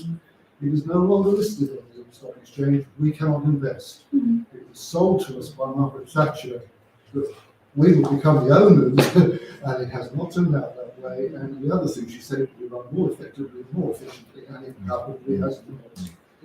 Government needs to take back more control. And just on the assets, one of the things that we've asked the regulators to do, haven't done it, is to, and this is us as the Sewage Campaign Network, not as the People's Commission, which is to do a test bed on the assets. So there's the assets as inherited. They were valued at a lot less than they were worth. A lot of those assets were sold off. If they have maintained the assets to the level that they have promised they were doing at every price control, what should they look like now, and do they look like that? The answer is they don't, because the company's got greedy, took money out. But we don't actually know, and our regulators don't actually know what the state of our assets is. So that's a really helpful. How's the comparison with Scottish Water and? Well, let's just keep on this one. Hang on to the one on democratisation first. But I think we are not saying that you should copy Welsh or Scottish. If you look at the net, we're talking about leapfrog. If you're talking about the public as democratic co-decision makers, Welsh Water is not doing that, and Scottish Water is not doing that. Nobody's doing that in this country because we suck power up all the time. And I think what this gentleman was saying is there are some things that should be done nationally. We should know that it's a public good, but there are some things that should be happening locally. As well. I think the government would seem to take that. It's well like smoking, isn't it? I mean, I'm old enough to remember you couldn't get into a pub without choking to death or a restaurant. How things have changed. So if it is made, a top level agenda. So let's find the things that should be now. So back to the discussion about so where should the public have a say? So we've talked about things that the public could be doing to encourage public. There used to be water authorities, which there was democratic representation on it, and it worked. So why not do that? Water authorities. We had an exercise in our group about what goes in the room, and there were 20 of wanted to put their efforts into, because you've got to get the hearts and minds, and you want people to campaign. And there was a group of us who wanted to do the system business, and the fact that it's we're doing all that you're talking about at the high level, and we need maybe legal channels as well as campaigning ones. And then there's a middle group who want to do water testing and follow the whole pollution, and it's an extremely good way of involving the public, because everybody wants to go dipping things in rivers and just testing and sending it up to Sheffield and to try and work out whether it's poo from cows or pee. It's a wonderful spelling thing as well as quite factual. So there's all that group, and then there's another group, and I'm not putting them in any particular order, who actually want to target the public about what they stick down their toilets and how much water they use. And they're all valid. I'm not knocking them. I would say as individuals, we're sort of drawn to different sorts of campaigning. So the real trick of somebody like you, Becky, if I may say so, is to if you like the RSPB do, they segment their markets into 3 different sorts, and they provide materials to suit. And you pick the bit you want to campaign on it. No one is better than the other. They all need to be done at the same time, because they're different aspects of the same problem. Yeah, building on that though, the difficulty is how do you follow that with investment then? So if you took 100 people who live on the catchment of the wharf and said, what would you like to spend 100 million pounds on the wharf? The fishermen would want better fishing and better fishing bags. The canoeists would want better access for canoeing. The swimmers would want better swimming. The bird watchers would want everybody to bugger off so the birds came back. And some people would say, actually, we want Yorkshire Water to spend it on landscape scale restoration on the moors. So how do you? I was saying. I don't exactly what I was saying. But it's different. People have different. I know, but There is a lot in common, but there are also some differences. But how do you There's two conversations going on. One is how do you mobilise people to be a water conscious society? I think that's the first one, which is when people are mobilised by testing because it makes them feel connected to the river. We've used that in the campaigns all across the country, where getting people to connect to their river, whether they're counting people paddling and playing a swing, or whether they're sticking their dipsticks in. So there's a mobilising, how to get people educated. Some people who really want to do the educational campaigning piece. We haven't done enough of that probably as a public. We weren't entirely sure it was our job. But it turns out most things are our job these days, so we may as well take that one on. Let's move our campaign groups into that space. Well, that was really helpful thought actually, that we could be beginning to do some of that ourselves, of the public taking responsibility for itself. It's a good way of stepping up. And then there's the issue that you're talking about, Joe, which is slightly different, which is how do we collectively make decisions? And people have used things like citizens' assemblies. That's what was in Clive's bill on Friday. There's quite a lot of talk about that. And the experience we've got in that in some other public sectors has been a very good way of beginning to put all of that on the complicatedness, it's not necessarily that complex, on the table, and allow people to work it through. And so, because at the moment, the proxy for the public having any say is the investors are having the say. And that's the difficulty we've got at the moment, is we've got one voice, which is actually about financial gain, that's having the biggest say, because all this sounds a bit difficult. And we certainly saw on the floor of the House, some of our MPs going, that sounds a bit difficult. I'm not too sure I want the public to be fully participatory in things like that, because some people will shout more, some people will shout more. And I hated to ask them, I was desperate to ask them who bought their cup of tea in the lobby earlier on, because it's quite likely to have been a water company. So the issue is, how do you get the breadth of voice and interest, and then who makes the decision? And there's always democratically elected folk who make those decisions. That's what we have them for.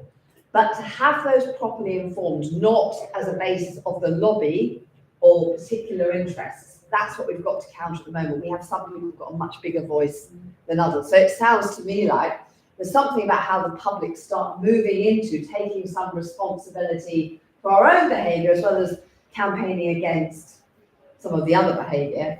And then there's how do we get ourselves ready for that sort of conversation about the multiple interests, and what does a resilient water system look like? What do we really care about? And where are we going to put our time and effort? And recognising that, I say there's a difference between the wildlife folk who don't want us to paddle, play and swim, those of us that like paddling, playing and swimming and are not quite so anxious about what it does to the wildlife, and others. It's all of this, all of it. We're a mixed society, but we still have to make collective decisions, don't we? Kim? I rehearsed this with some people earlier on, and there's a few important things to remember, and going on to Liz's point as well, I think. These companies are designed to do exactly what they're doing. So what's happening is not a bit of bad luck. They're designed, their first order of responsibility is to their shareholders. By law, that's not a bit of bad luck. You then have a really strange model with water companies, is that they are monopolies. It's, I live in Wales, I can only go to Welsh waters, right? No other option. The only investors in water companies actually are not the investors as they traditionally say, an American PE company, or the Chinese state owned 10% of Thames Water, 31% of Thames Water is owned by the Ontario Teachers Pension, the Ontario Employees Pension Fund. The only investors in water companies are us. The only money they get, nothing comes from government, nothing comes from anywhere else, it comes from us. So what you've actually got is a system, which is a monopoly system, which then has, I call them loan sharks, because these investors are basically loaning money to fund the future. All the money's going to come from us. So the money comes from us to pay the chief executive, to pay the dividends to the so-called investors, and whatever's left over, they might do a little bit of pipe work in your sewage or something. That's how it's worked out. This is by design, not by chance. And we've got to change that around. We've got to change that around with representation. Now, there's lots of, to be honest, I never want to, I want to go fishing, right? It's as simple as that. I want to go to a river and enjoy it and have a really nice time. I don't want to protest. I don't want to do anything. I want it to happen in the same way is, maybe you should do some research into cancer or something, because I've got some friends that got cancer. No, I want really good people to do that, or maybe education. I was a parent governor for a while in school, my kids in school. I put some energy into it. These things should just be accepted as we have it. We all know which side of the road to drive on, because we've organised that. But when it comes to water, something as fundamental as that, it all goes out the window. Oh, give it a go, It's just not acceptable. And, it's, I can get very agitated by this thing. And I am on the blood pressure tablets that also go into this as well. So but yeah, that's just some observations. So, correct one thing, you can buy one share in some of the water companies. So- We've done it. And Not turns your out water, it's not I'm all afraid, of it's them, not no. listed, no. But you can in So- the nicest utilities. But so maybe, and so one of the things I think that's interesting about having public debate, as Joe's trying to say, is that it also helps lead to not only policy, but also R&D agendas, ways that we might as a country invest in the solution. So, the privatised system, pre-privatisation, water companies talk to each other a lot more about R&D. They shared stories, they shared experiences. We've really lost a lot of that. We don't see much R&D at the moment, and you'll be experiencing that, Richard, in your business. And yet we have, I say, some of the best scientists, some of the best universities, some of the best experimenters. We're a nation of shopkeepers. So it might be that with a stronger public voice, it's to say, this is what we want. This is what we think is possible in this country. This is where we think some of the money should go. 40 years ago, the Water Research Council was the most advanced in the world. Yeah. Everybody came to the Water Research Council in the UK to talk about the infrastructure that we have. Just amazing how it just been ditched.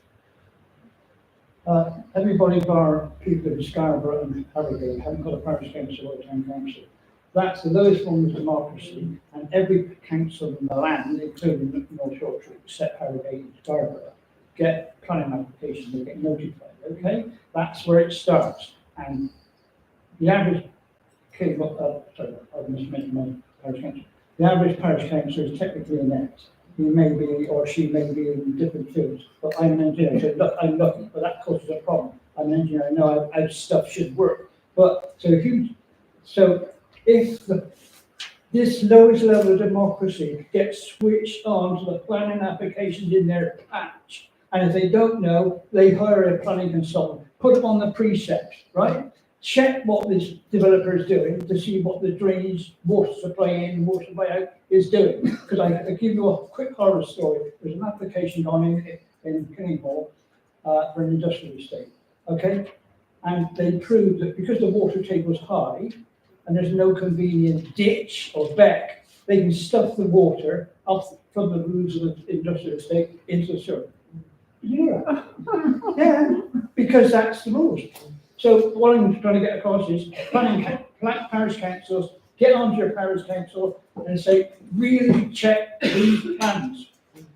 So I think most of the campaign groups I work with have taken their town parish councils with them. It's a really important part of the process. So some of us know more than others, and it's not everyone's going to know everything. So it's how do we bring people with us as well? Isn't it? Kate, do you want to? No, I was just going to say the sleeping. Yeah, just on the planning issue, my understanding is that Yorkshire Water is not a statutory consultee. And I know that from, I did some work with Better Workday on the Taylor Wimble development, 780 houses, which they've only just started building. All of that planning process, Yorkshire Water were pumping new practically every day. And yet, asked Yorkshire Water if they had any comment about 780 new homes being built. The answer was no. But interestingly, since then, a new application has gone in for 120 homes next to that development. They have been told to build a massive underground water retention. So something's got Things through. are changing. But they should be statutory consultees in the planning process. What did No water companies are statutory consultees as part of the planning process. No, but they should be. And they have fought for that. They can choose to, can't they? They can choose to. They do comment. Yeah. Planning applications come across, but they're not a statutory consultee. And in the direction of travel, of course, is the other way. But because of the concern of getting more houses built, I think there's going to be less room for organisations to comment on planning applications. Yeah. That said, I think that we might well be looking at some sort of stronger regional guidance about how much water is held back and stuff like that. Alistair probably knows more than I do on this. Possibly. I think it's being done on a water resources level. I'm not sure that it's being done in a similar kind of joined up way on the wastewater front. It's probably something that commissions might look at. as to whether or not there's benefit in scaling up the existing drainage and wastewater plans that water companies produce or not. So. But again, on the planning issue, if they give permission for 780 homes to be built, why isn't it compulsory for every single home to have a large water? I don't mean 100 litres, I mean 500 litres. Or that rainwater is used for your, the only drinking water is just used for drinking, not for washing, not for washing your clothes, etc. So there's things that we They can do know. that when they're building, it's not saying Absolutely. you can retrofit, but they should be making it compulsory. Well, picking up on that point, and Liz's point of rainwater harvesting.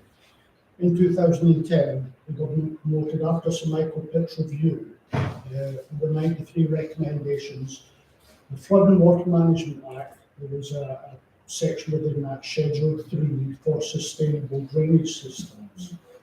Now, the Home Builders Federation, who are the body, the trade body for the developers, were resistant, and they are very effective lobbyists. They have the ear of the Cabinet Office. They're in the Cabinet Office every week with the ear of Treasury, and they said to George Osborne and David Cameron at the time, whose growth strategy was in the back of home building, you can either have affordable homes or you can have sustainable drainage. You cannot have both. The government shelved Schedule 3, and as part of that, developers have an automatic right up to connect surface water to the combined sewage system, thus causing or exacerbating the storm overflow issue. And the government have been kicking this about for the last 10 years. It was going to get introduced this year. It's been shelved again, and the developer community are very, very powerful. But it's back to the lobby, isn't it? We're talking about investor lobby, developers lobby. So the commercial lobby is huge. We've got to have public as an equally huge lobby about things that we care about, things we're informed about, things that matter. And we've got ourselves noisy, but in trouble for that. Threats to democracy, apparently on the floor of the House on Friday. That was a fascinating moment where this whole process, the People's Commission, is apparently threats to democracy. Here we are. Explain how. It's important to remember that the older model was one of public companies, okay, where you could buy shares in, and you could actually the shareholder influence. Much of this industry now is controlled by American private equity. I don't really know much about American private equity, but they are brutal. And they've only got themselves, and they put lots of money into lobbying, so nobody can go to a shareholders meeting and say, I'd like to raise a question, it's over. And so unless we see a change in the politics of who's allowed to own our water companies, we're not going to see much change. So my little prediction is, I think they'll collapse because it's becoming more and more financially unviable. The issue is that when they do, and I don't think it's going to happen next year, Kim, or the year after, I think it will. Because the debt's so huge, that it is becoming unserviceable. In which case, of course, we've got to be ready. So if we've got 2 or 3 years, say, then maybe that's a bit optimistic, what do we need to be doing as a public to be ready for something that's likely to look more like public ownership as we go into special administrations, etc. The finances get written off, the debt gets sorted, and the public has a bigger say. What do we need to get ready with? We've heard we've got to get folks educated more. We've heard we've got to do some things about working out how we reduce demand. It feels really big, doesn't it? What else? I think we need some really lovely examples of catchment community mobilisation, like where you're getting a lot of people to start to use water for their own toilets, or to a lot of people engaging with not putting anything down the sewer, or engaging with whatever the local problem is. Lots and lots of people taking action on that, just to prove it can happen, to prove that local action can make a difference. So there's a picture. There's some things that people say that we need to hold people to account for. I don't want to be doing this, I want to go fishing. And that might be, how do we sort out some of the chemical pollution in our rivers? That's a sciencey thing, or an upstream thing, or a water quality regulation thing. So it might be that we're requiring some people to do stuff, and it might be we're showing the way. It's a mixture of these two things, I would say. If we're looking 3 years ahead, I think what we could usefully do is prioritise. So identify the things that need to be fixed first, because we can't do everything. And I think if we could somehow prioritise and actually present that to government. Got a view about what it might be. Well, from my point of view, and chemicals, there are certain treatment works that you probably would target first. There's no point trying to get every sewage treatment work onto tertiary treatment.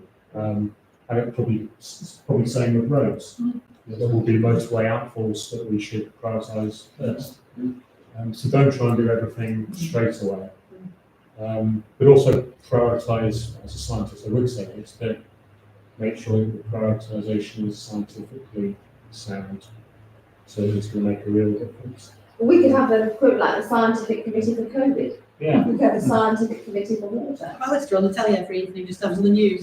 I'd say if you inherit the Environment Agency, double the budget, tax the population and say, right, then that will make the Environment Agency much more powerful, and the water companies will be fined and this, that, and take the court, and they'll be running for the door. So that's one way. But you've got to tax the people to budget, to give the budget to the Environment Agency.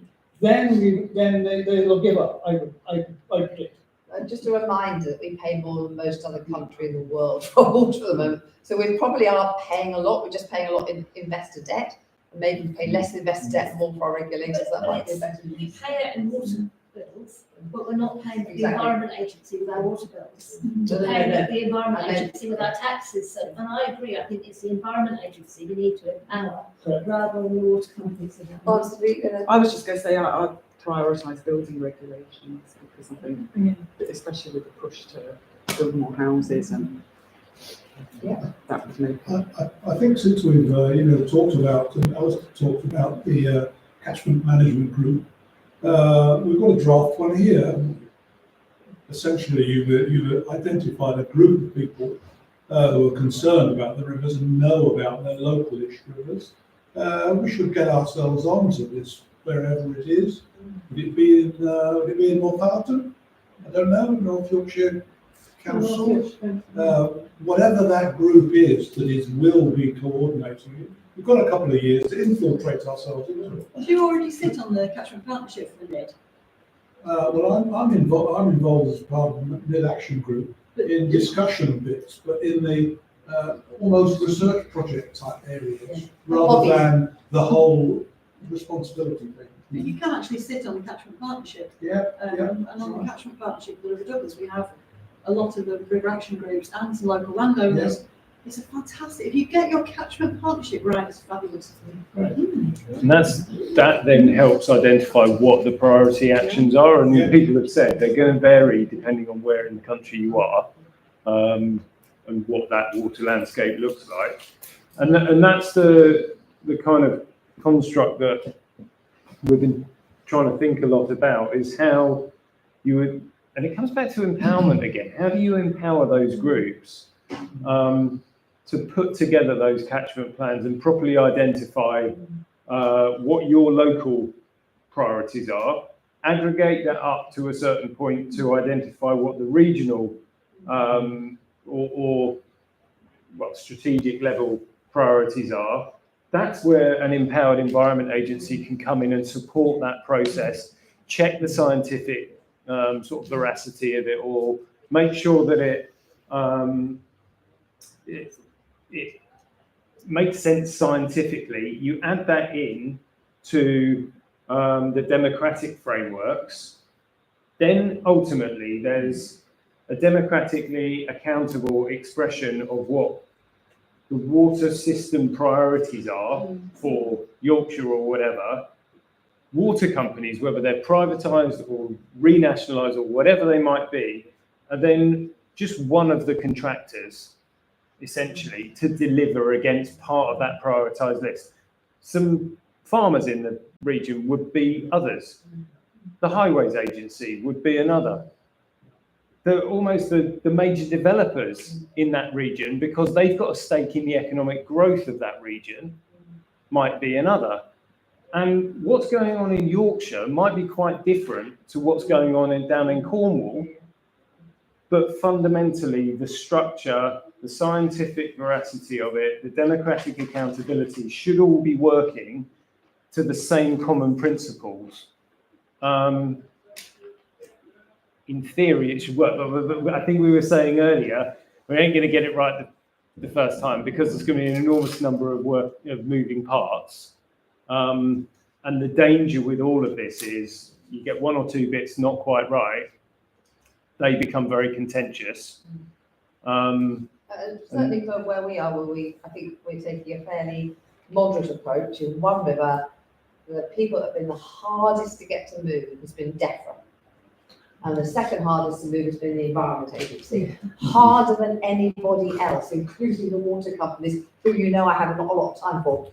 But actually, both theoretically democratically accountable. Yeah. What a failure. Yeah. What a failure. so because they're just not cited on innovation and very, very parochial about the law, and because they're frightened of cost. They It's very risk averse. Very risk. Well, I think they've got a narrative. The narrative's wrong. I don't know what you do about the narrative. The narrative is that the privatised model is the most cheap, it's the most cost effective, there's been massive investment, which there hasn't, and our bills have been far too low. And that narrative, and we can't afford to fix it. And that narrative, no matter what the evidence, is very strongly held in government at the moment. And we have got to do something about that. So that's another major task for us, I think, which is to counter that narrative.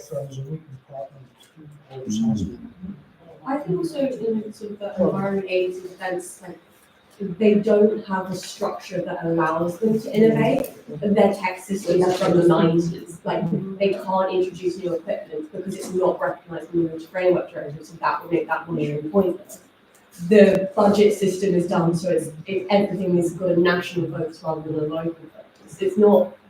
Yeah, it's still use Excel spreadsheets, doesn't it? Yeah. I mean, they can't even pull a report. Like they have 5 different databases. They can't access everything. So we're currently just collecting data for the sake of nothing, really. Like that's the structure that I think we really need to and also give the ability. They've been put in this defensive position in the last 2 or 3 years where they're basically hiding behind the couch and not coming out. Whereas they used to come to the meetings and have the conversation and meet you on site and talk about things, and they've been told, I think I can get the impression they've been told to stop. And they take into account all their hours now as well, so it's that they can't just turn up to stuff, they have to do, everything is documented, everything is time sheeted, and so they can't have that flexibility to interact and work on those local solutions. There's a bit of leadership needed, isn't there? A bit of leadership needed at the top. Maybe that's something that campaigners are beginning to try and do, which is to exercise leadership. And actually saw on Twitter about 2 hours ago, Alan Lovell's stepping down at the end of this year, he said. So new leadership is coming. Well, it happens very regularly now. Well, He's only there 2 years. Well, let's hope it's somebody who's like, perhaps we should apply. So hold your breath. I don't think the leadership can overcome some of the problems of resources and this undermining. I mean, it is austerity that's undermined these public agencies over decades. You know, less staff, less resources, less infrastructure, less technology, and so on. But also, like the whole concept of regulation, you just can't understand what companies are doing. I mean, we thought that companies would invest in their infrastructure because that's what they were meant to do. And we didn't think that they would load companies with debt and make a difference. I always remind people that the amount of money that we spend regulating the economics of our water industry is the same as 2 large sewage pipes in Italy. So there you are. That's what they're worth apparently. Alrighty, we are pretty much at time. Is anybody in the last minute any desperate was burning to say something we haven't heard? Yes, gentlemen. Could I ask a question? I was watching a documentary about DuPont and also the film they did something like that. As a member of the public, should I be worried about the fact that we don't really test for these chemicals in the waters? Is it inside me? The PFAS. So there is some testing. So the chemicals investigation program is looking for PFAS.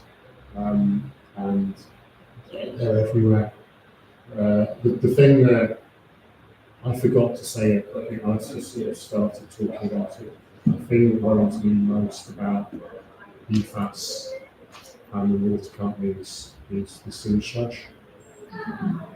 Spreading Yeah, so I live just outside York, and at the moment, the farmers are just spreading this stuff over the fields, and we're not monitoring it for PFAS. They'll be there, and the thing is, they'll be accumulated into the food we eat.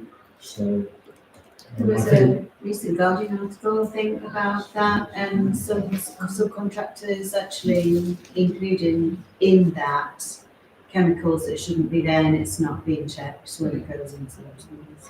Who are PFAS? PFAS, the forever chemicals. So these are the things. So you know when you used to go and buy a sofa, they used to sell you Scotch guards.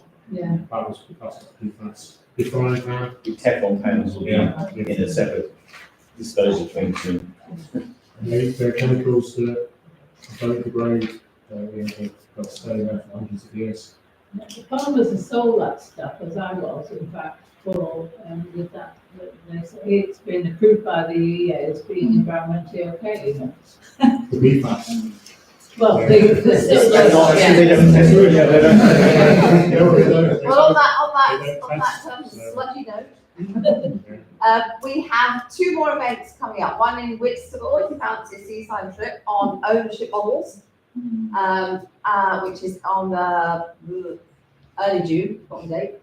And then on the 10th of June, we're at Henley, where we're looking at public value, and we've got some of the financing experts coming in to talk about what do we really pay for, do we really get it, and what will be the financial solution. So we're working our way through. Today has been really a fantastic day. Thank you so much to our speakers. Thank you, Alison, Liz, Joe, Richard, and Stuart have gone. Thank you so much for your time and staying on for this bit, which is really valuable, actually. Really appreciate it. And thank you for folks coming to listen today and just beginning to get a sense of what do we as the People's Commission, what should we be doing?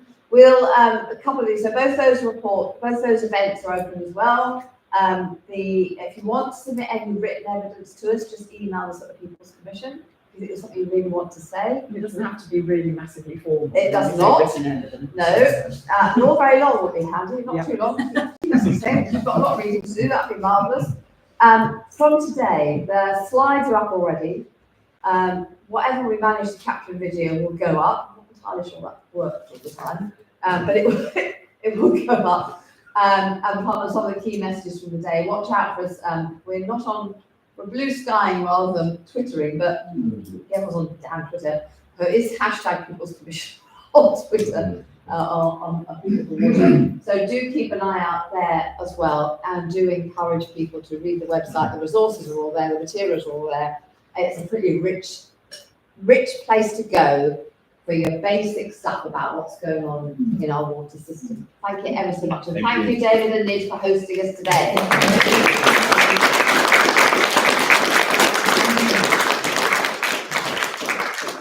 Safe journeys, and please take sandwiches and cakes for all your family as you go.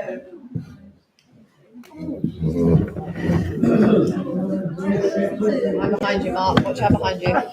Mark, watch out behind you. Cakes always do good. Right, Becky. You can just stop where I am. Hang on.